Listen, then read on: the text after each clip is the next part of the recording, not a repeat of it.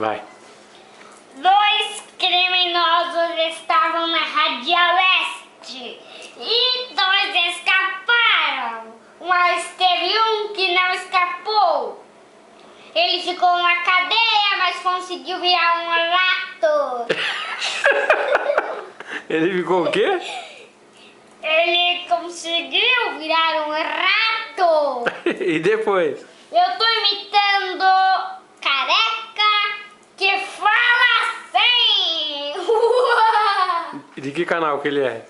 Do 7. Qual que é o nome dele? Jorniel Rato. Não, fala sério. Não sei o que é isso. Marcelo Rezende. Marcelo Rezende.